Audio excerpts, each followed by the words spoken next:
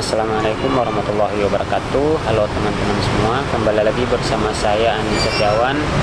Pada kesempatan ini kita akan membahas topik yang sama tentang ekonomi syariah. Nah, pada pembahasan ini kita akan membahas tentang tantangan dan peluang dalam keuangan dan perbankan syariah. Jadi pertama-tama kita harus memahami pemahaman dasar tentang keuangan syariah. Jadi, keuangan syariah itu sistem keuangan yang mengikuti prinsip Islam, yaitu fokus utamanya melarang riba, melarang gharar alias ketidakjelasan yang ekstrim, kemudian melarang maisir alias spekulasi, kemudian semua transaksinya itu harus jelas, adil, dan transparan. Nah, perbankan syariah sendiri cara kerjanya beda dari bank konvensional yang cuma meminjam uang meminjam uang ada bunganya. Nah, di syariah modelannya lebih ke akad bagi hasil sewa, jual beli, dan kemitraan. Jadi intinya bank dan nasabah sama-sama menanggung resiko dan sama-sama mendapat manfaat. Nah, kemudian perkembangan perbankan syariah di Indonesia. Nah, Indonesia itu salah satu negara dengan pertumbuhan keuangan syariah paling cepat di dunia. Faktanya, bank syariah itu makin banyak, produk syariah makin beragam, pemerintah juga mendorong lewat regulasi dan edukasi. Tapi, kalau dibandingkan dengan bank konvensional, market share syariah masih belum teramat besar, belum memadai bank konvensional, tapi trennya naik terus. Nah, apa sih tantangan perbankan syariah? Jadi sekarang kita masuk pada pembahasan yang paling penting, yaitu tantangan. Nah, ini bukan ini pembahasannya akan panjang. Saya akan bahas secara singkat saja. Yang pertama, ada pemahaman masyarakat masih rendah. Jadi banyak orang mengira bahwa bank syariah itu cuma mengganti nama saja dari bank konvensional menggunakan label syariah, padahal sistemnya itu beda, teman-teman. Jadi karena kurangnya edukasi membuat orang-orang itu malas berpindah dari bank konvensional ke bank syariah. Kemudian produk syariah kurang variatif. Nah, bank konvensional punya produk kredit yang simpel, pinjam, bayar bunga. Nah, di syariah harus pakai akad. Ada mudarabah, murabahah, musyarakah, ijarah, dan lain-lain. Nah, regulasi ketat plus akad kompleks regulasi ketat plus akad kompleks itu kadang membuat orang merasa ribet, jadi tidak ingin menggunakan sistem ini. Nah, kemudian SDM belum merata kualitasnya. Jadi tenaga profesional syariah itu masih sangat kurang, teman-teman. Yang mengerti fikih muamalah dan mengerti keuangan modern itu sangat jarang. Kemudian literasi dan inklusi keuangan syariah rendah. Jadi orang-orang itu lebih familiar sama bank konvensional. Jadi syariah kalah, nama syariah ini sangat tenggelam di atas bank konvensional. Kemudian persaingan dengan bank konvensional. Jadi bank konvensional mempunyai fasilitas digital lebih canggih, mulai dari mobile banking, fiturnya lengkap, promo agresif. Jadi bank syariah baru mulai mengejar digitalisasi. Inilah kelemahan yang terdapat pada bank syariah itu sendiri. Kemudian efisiensi operasional masih rendah karena skala usahanya masih kecil, biaya operasional perbankan syariah relatif lebih tinggi. Kemudian bank syariah ini juga pendapatannya itu tidak dari bunga, makanya ya seperti itu, efisiensi operasional itu masih rendah. Kemudian kebutuhan teknologi tinggi, syariah harus jaga compliance syariah plus compliance keuangan. Jadi sistem IT harus double dan itu sangat mahal. Sedangkan yang seperti kita ketahui, seperti yang saya katakan tadi, bahwa memang perbankan syariah itu tidak menerapkan bunga, teman-teman. Jadi pendapatannya itu tidak dari bunga. Kemudian perception gap atau citra yang keliru. Jadi ada yang berpikir bahwa bank syariah itu cuma untuk umat Islam saja, padahal tidak, teman-teman. Jadi bank syariah itu terbuka untuk semua, terbuka untuk siapa saja yang mencari alternatif syariah, mencari alternatif yang tidak ada bunganya. Itu sifatnya universal, teman-teman, bisa untuk semua agama. Kemudian regulasi dan standarisasi. Jadi kadang aturan itu belum seragam. Peraturan antara lembaga itu berbeda-beda, teman-teman. Jadi itulah yang menjadi batasan kepada bank syariah sehingga sulit berkembang. Kemudian apa sih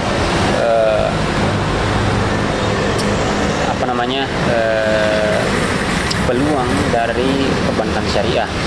Nah, kita masuk kepada inti positifnya. Ini peluang ini bukan sekedar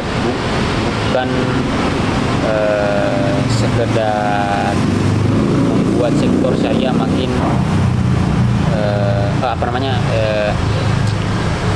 peluang ini tuh bikin sektor syariah itu makin menarik, teman-teman. Jadi apa sih peluang perbankan syariah? Nah, yang pertama ada Indonesia itu mayoritas Muslim. Jadi potensi pasarnya itu sangat besar, teman-teman. Potensi pasarnya sangat besar karena kita ini sebagai mayoritas Muslim terbesar di dunia, teman-teman. Jadi saya rasa tinggal digarap sedikit lagi, maka perbankan syariah ini bisa sangat berkembang pesat. Kemudian yang kedua ada dukungan pemerintah tinggi. Jadi mulai dari Komite Nasional Ekonomi dan Keuangan Syariah sampai program literasi itu mendukung perbankan syariah ini. Jadi saya kira jika ingin maju lebih berkembang, perbankan syariah ini bisa lebih besar. Kemudian tren halal lifestyle. Jadi sekarang seperti yang kita lihat di media sosial, di Instagram, di TikTok, di YouTube, sekarang itu orang makin memperdulikan yang namanya halal.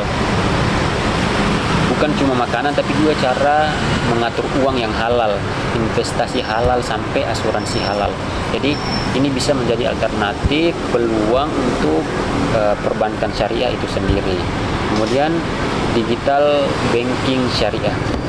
Nah, ini big opportunity. Dengan digital, bank syariah bisa mengejar ketertinggalan dari konvensional, bahkan bisa menyalip. Nah, seperti yang kita ketahui bahwa di era digital ini perbankan syariah itu sangat merosot, masih kalah dengan bank konvensional. Jadi jika ingin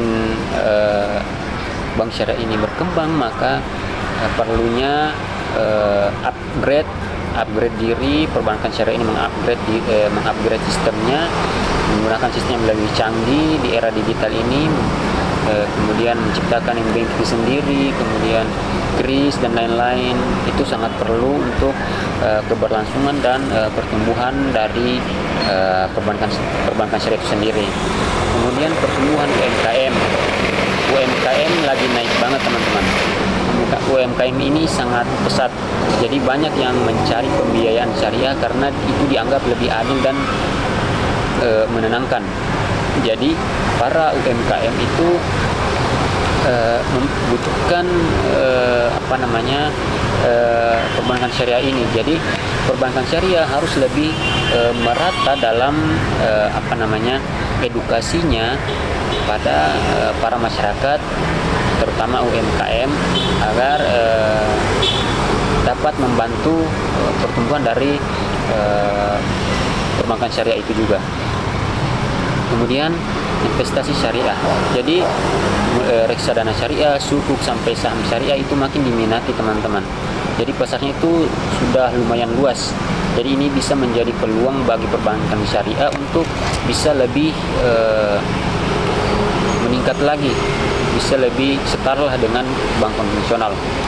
Kemudian kolaborasi internasional, negara-negara kaya seperti Malaysia, Uni Emirat Arab dan Saudi itu negaranya juga sudah sangat maju teman-teman di sektor ini. Jadi kita dari perbankan syariah di Indonesia itu bisa kolaborasi dengan dari Indonesia itu bisa kolaborasi dengan negara-negara tersebut agar performanya itu makin kencang, makin baik, bisa setara dengan bank konvensional. Nah, kemudian produk syariah inovatif. Nah, seperti yang kita ketahui sekarang sudah ada fintech syariah, e-wallet syariah, crowdfunding syariah, peer-to-peer lending syariah. Jadi peluangnya itu terbuka sangat luas.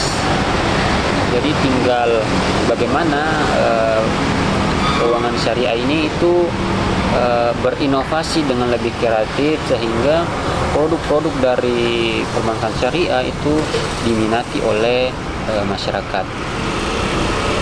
Jadi sebagai kesimpulan yang bisa kita ambil dari pembahasan kali ini yaitu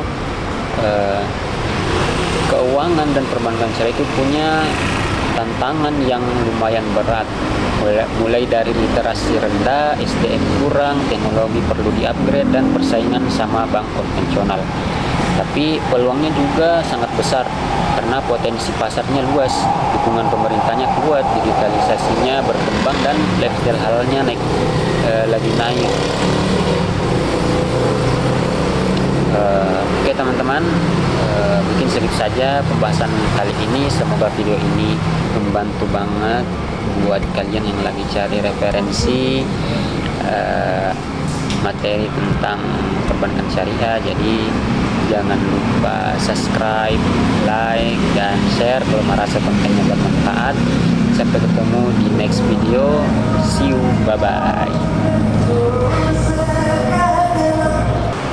Assalamualaikum warahmatullahi wabarakatuh. Halo teman-teman semua, kembali lagi bersama saya Andi Setiawan.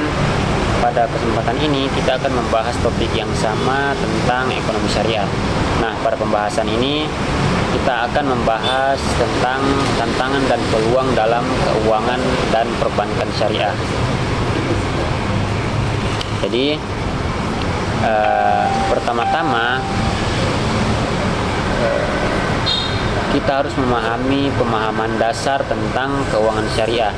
Jadi keuangan syariah itu sistem keuangan yang mengikuti prinsip Islam, yaitu fokus utamanya melarang riba, melarang gharar alias ketidakjelasan yang ekstrim, kemudian melarang maisir alias spekulasi, kemudian semua transaksinya itu harus jelas, adil, dan transparan.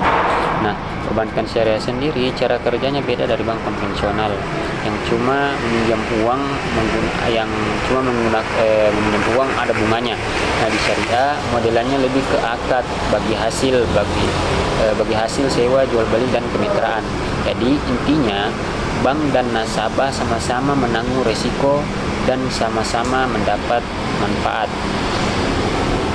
Nah, kemudian perkembangan perbankan syariah di Indonesia. Nah, Indonesia itu salah satu negara dengan pertumbuhan keuangan syariah paling cepat di dunia. Faktanya, bank syariah itu makin banyak, produk syariah makin beragam, pemerintah juga mendorong lewat regulasi dan edukasi. Tapi kalau dibandingkan dengan bank konvensional, market share syariah masih belum teramat besar, belum memadai bank konvensional, tapi trennya naik terus. Nah, apa sih tantangan perbankan syariah? Jadi sekarang kita masuk pada pembahasan yang paling penting, yaitu tantangan. Nah, ini bukan ini pembahasannya akan panjang. Saya akan bahas secara singkat saja. Yang pertama, ada pemahaman masyarakat masih rendah. Jadi banyak orang mengira bahwa bank syariah itu cuma mengganti nama saja dari bank konvensional menggunakan label syariah, padahal sistemnya itu beda teman-teman.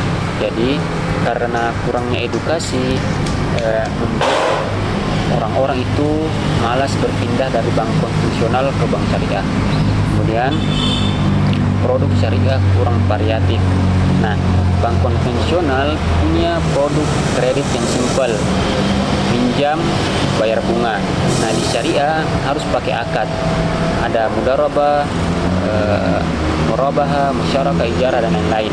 Nah, regulasi ketat plus akad kompleks kadang regulasi ketat plus akad kompleks itu kadang membuat orang merasa ribet, jadi tidak ingin menggunakan sistem ini.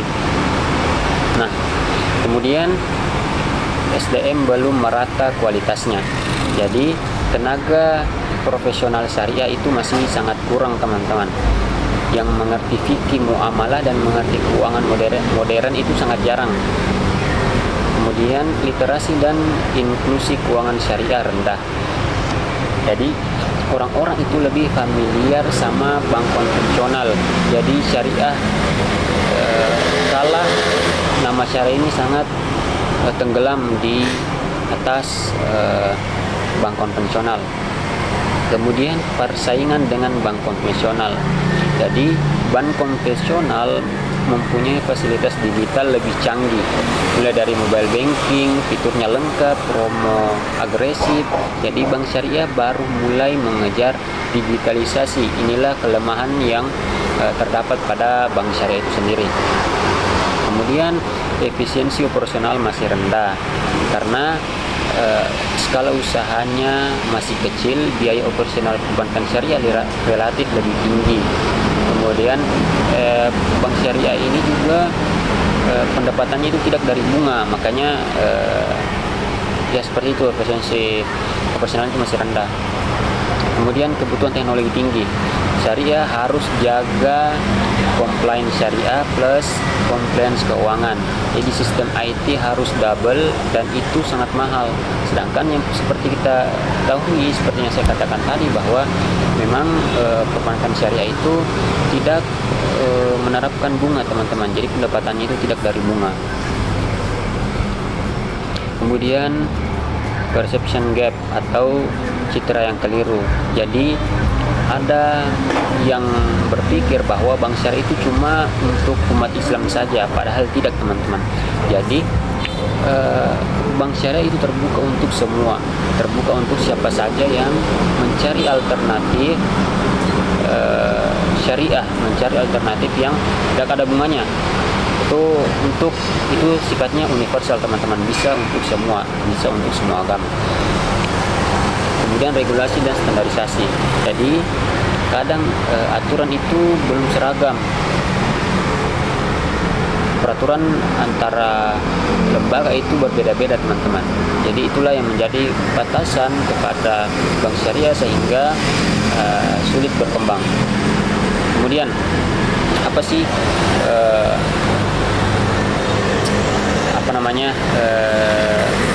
peluang dari perbankan syariah?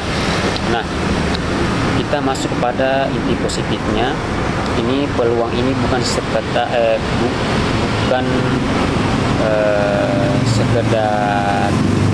membuat sektor syariah makin peluang ini tuh bikin sektor syariah itu makin menarik teman-teman. Jadi apa sih peluang perbankan syariah? Nah, yang pertama ada Indonesia itu mayoritas muslim. Jadi potensi pasarnya itu sangat besar teman-teman. Potensi pasarnya sangat besar karena kita ini sebagai mayoritas muslim terbesar di dunia teman-teman. Jadi saya rasa tinggal digarap sedikit lagi maka perbankan syariah ini bisa sangat berkembang pesat. Kemudian yang kedua ada dukungan pemerintah tinggi. Jadi mulai dari Komite Nasional Ekonomi dan Keuangan Syariah sampai program literasi itu mendukung perbankan syariah ini. Jadi saya kira jika ingin maju lebih berkembang, perbankan syariah ini bisa lebih besar. Kemudian tren halal lifestyle. Jadi sekarang seperti yang kita lihat di media sosial, di Instagram, di TikTok, di YouTube, sekarang itu orang makin memperdulikan yang namanya halal. Bukan cuma makanan, tapi juga cara mengatur uang yang halal, investasi halal, sampai asuransi halal. Jadi ini bisa menjadi alternatif peluang untuk perbankan syariah itu sendiri. Kemudian digital banking syariah. Nah, ini big opportunity. Dengan digital, bank syariah bisa mengejar ketertinggalan dari konvensional, bahkan bisa menyalip. Nah, seperti yang kita ketahui bahwa di era digital ini perbankan syariah itu sangat merosot, masih kalah dengan bank konvensional. Jadi jika ingin bank syariah ini berkembang, maka perlunya upgrade diri. Perbankan syariah ini mengupgrade sistemnya, menggunakan sistem yang lebih canggih di era digital ini, kemudian menciptakan bank sendiri, kemudian kris dan lain-lain. Itu sangat perlu untuk keberlangsungan dan pertumbuhan dari perbankan syariah itu sendiri. Kemudian pertumbuhan UMKM lagi naik banget, teman-teman. UMKM ini sangat pesat.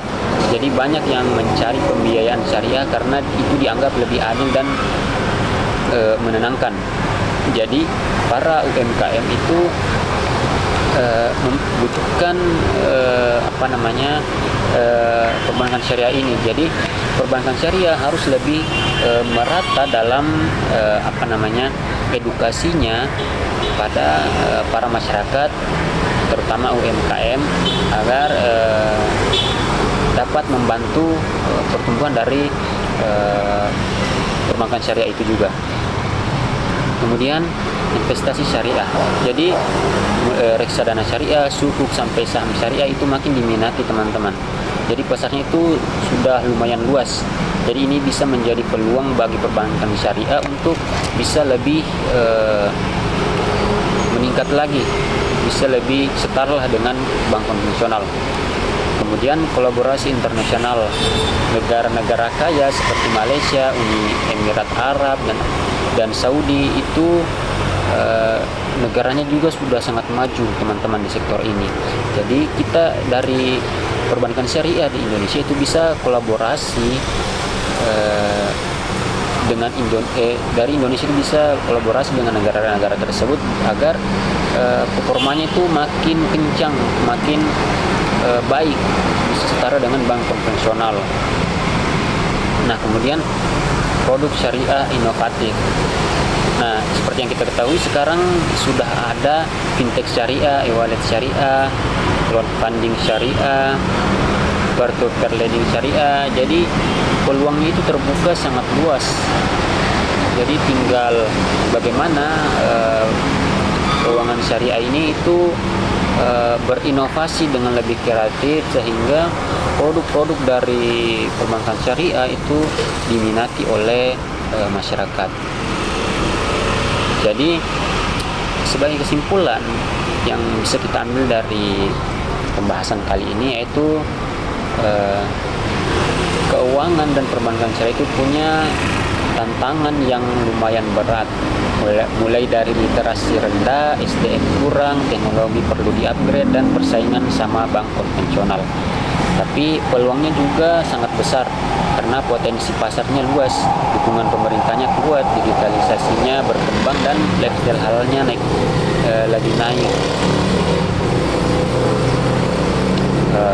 Oke, teman-teman, mungkin segitu saja pembahasan kali ini. Semoga video ini membantu banget buat kalian yang lagi cari referensi materi tentang perbankan syariah. Jadi jangan lupa subscribe, like, dan share kalau merasa kontennya bermanfaat. Sampai ketemu di next video. See you, bye-bye. Mulai dari literasi rendah, SDM kurang, teknologi perlu di-upgrade, dan persaingan sama bank konvensional. Tapi peluangnya juga sangat besar karena potensi pasarnya luas, dukungan pemerintahnya kuat, digitalisasinya berkembang, dan lifestyle halalnya lagi naik. Oke teman-teman, mungkin segitu saja pembahasan kali ini. Semoga video ini membantu banget buat kalian yang lagi cari referensi materi tentang perbankan syariah. Jadi jangan lupa subscribe, like, dan share kalau merasa kontennya bermanfaat. Sampai ketemu di next video. See you, bye bye.